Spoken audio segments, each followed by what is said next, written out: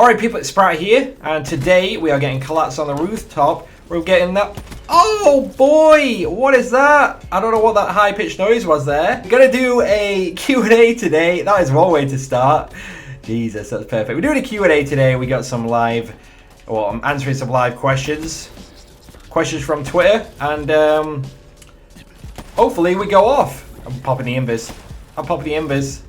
Oh yes, team, this is how I like it. So yeah, it's going to be fun. We got some good questions today, and I'm actually just going to dive into the first one here while the streaks are live. Calvin asks, what are your thoughts on YouTubers already going back to multicore? Now I just want to say, people can do what they want. People can make videos, whatever game they want, whatever game they want to play, they can make videos on that. So that's cool. As long as they don't badmouth the game that I love and the game that I'm playing, I think the game that a lot of people enjoy, as long as they don't badmouth that, I think we're good to go. So a lot of big YouTubers, a lot of YouTubers in general actually have already gone back to multi-card making videos on those games. They're just not enjoying themselves on Black Ops 3 that much. And like I said, that's 100% fine. But I think it's really bad for the people who are loving Black Ops 3, for the people who are enjoying this game, because it kind of brings away a lot of viewers, I think. I think it definitely hurts the game, because in my eyes, every single thing you could possibly think of or possibly want to see on that game or those games has been done. And I think when a fresh card comes out like this, and it's a really, really good card, like if this was a bad card,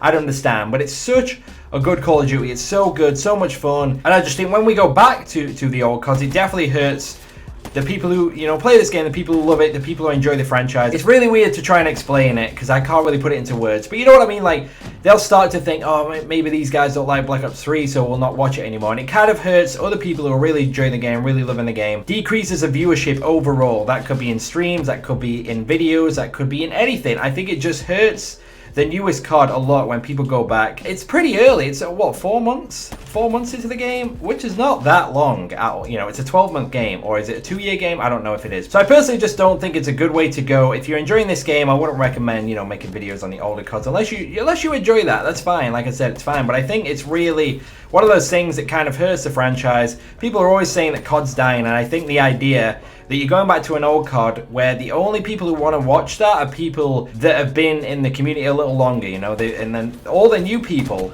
in the community, you know, they're here for the new COD, they want to watch the new COD, and that's what they're here for. The majority, you know, not every person who comes onto YouTube now is like, yeah, I just want to watch Black Ops 3 and Black Ops 3 only. But I hope you understand what I'm saying here, is that the idea of going back, the idea of posting old CODs is that everything's been done, and you're not bringing in new viewers, you're just bringing in the same people, you're not growing. And I personally think for a channel that's trying to grow, going back to multi-card is just really not a good choice. I just think it's a good situation to be in, where you're playing the new card, you're bringing in fresh viewers, you're bringing out fresh content, new stuff every day, new stuff all the time.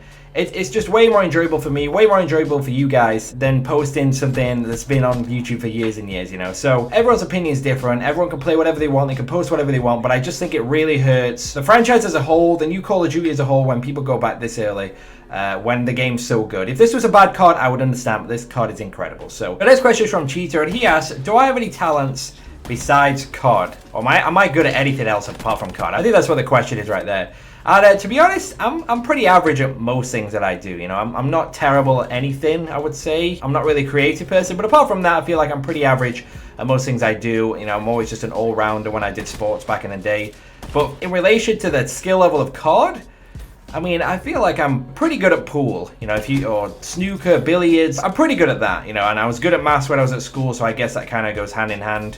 You know, hand-eye coordination stuff. So I guess I'm just pretty good with my hands, maybe. I think I just have the hand-eye coordination for stuff like that. And, you know, pretty, like I said, good at pool, good at golf, good at tennis. They were my, like, main 3 things when I was growing up I was really good at. I'm good at a few things, but I'm pretty average at everything else. So the next question is from Glide, and he asks, when did I start telling my parents about how successfully I was growing on YouTube? Now, it's weird to describe to them because they're just not really, like, super into this whole gaming YouTube thing. You know, it's just a different age, a different world, I guess. They kind of understand it. My dad kind of gets it. My mum really doesn't get it. But I think just in general, what I tell them, it's kind of like with numbers and stuff. And I guess that's kind of good, because they're like, I'll just tell them a number. I'll be like, yo, I've hit this many subscribers this month, or, you know, I've got this many viewers this month. So I think the numbers really do help. Told them over the years, you know, all the ups, all the downs, because I don't really see them that much now since I live by myself.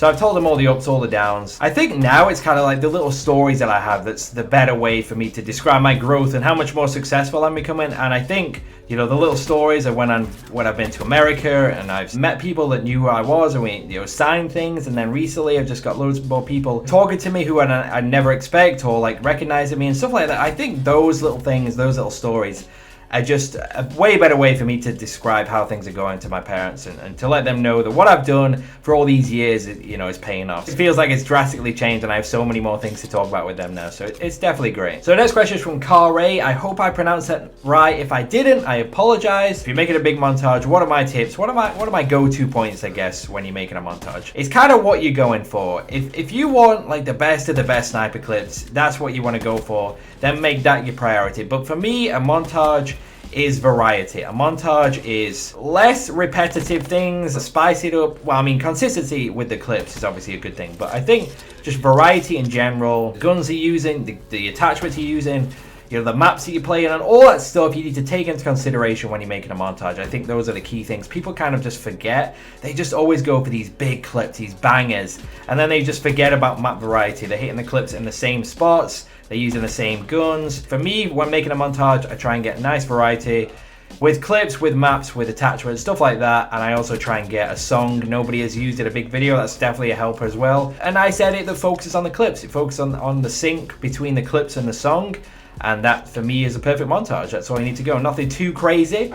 Just nice variety, consistent. And yeah, there we go. So the next question is from Kaited or I don't know what it's supposed to be. I really can't pronounce names today. I'm terrible. I'm butchering everyone's names. But he asks, do I ever get sad because I seem really happy all the time and he's rather envious? And I mean, I'm just a normal person as well. You know, I get upset sometimes, I'll get annoyed sometimes, I'll get frustrated. Definitely just like anyone else in that part. But the thing about when you do YouTube and you make YouTube videos, I can pick and choose, you know, the times, well, not the times that I'm happy, but on YouTube, when I'm creating content, that's when I'll be like super energetic, I'll be super happy, I'll be excited. So when I post it on YouTube, it's just not going to be me just sat there being bored and dull or annoyed and upset. So with YouTube, I can pick and choose, you know, the content that I post. So I'm always I'm always excited a little bit, you know, I'm always in the mood, in the zone. But you know, if you see me stream, sometimes you'll see I get a little bit annoyed here and there if the lobby's annoying or if I'm missing my shots, stuff like that. So there's definitely times when I'm creating content, I'm just not in the zone. But I definitely get, you know, I get sad here and there, I get upset here and there, I get frustrated. But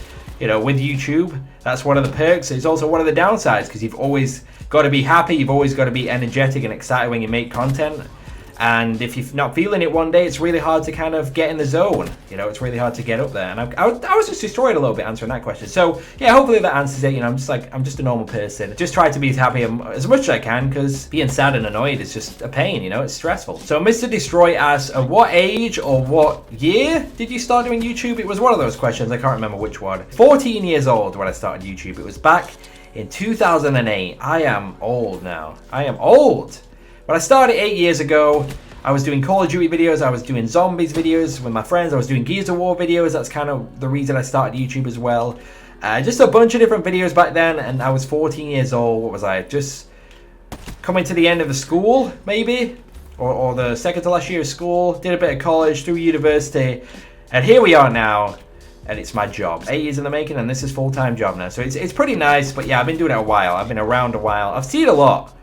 And I still look like a baby. So Clutch asked me, what would happen if I missed a day of uploads? Because if you didn't know, I've been daily uploading since this game has been released. Almost, what, 4 months now? Or over 4 months? Or something like that. It's pretty crazy. But I actually had a dream, as dirty as it sounds, that I missed a day and I just woke up raging. Not after the dream, but in the dream, I was raging because I'd missed a day of uploading. Like, what is that about? So I'd probably just rage. I'd probably be annoyed because I've just had this little streak going. I've enjoyed all the videos I've made. So I think just the idea that I miss a day and it would be like a stupid reason as well, I would just feel terrible. So the streak's going good. The streak's going well. But if I can rage at a dream that I've not uploaded and then wake up and I'm like, oh, it's good. It's just a dream. I don't know what I'd do actually in real life, you know? Oh, dinged them. But anyway, that's going to do it for us today. I hope you all enjoyed this little live Q&A. I tried to get some good gameplay, as usual, while I'm trying to answer these questions. So hopefully you have enjoyed it. I'm still impressed with the little intro clip, man. I haven't done that many times, so it was nice. But hope you guys enjoyed this video today. Imagine getting an outro clip at the same time. Oh, my God. That would have been crazy. But hope you guys enjoyed this video today. Please leave a like if you did. Thank you all so much for watching, and I'll see you guys soon. Peace.